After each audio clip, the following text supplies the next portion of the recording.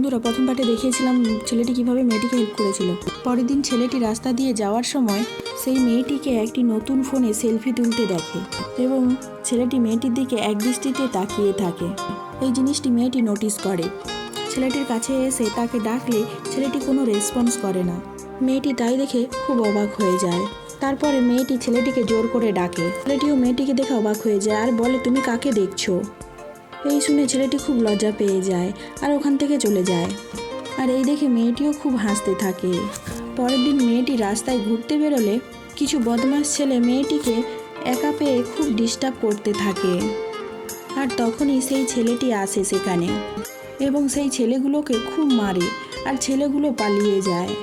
আর এই ঘটনার পরে মেয়েটি খুব ভয় পেয়ে যায় আর সে এতটাই ভয় পেয়ে যায় যে ছেলেটিকে জড়িয়ে ধরে। তারপরে তারা এক হয়ে যায়। ভিডিওটি ভালো লাগলে লাইক এবং কমেন্ট করবেন।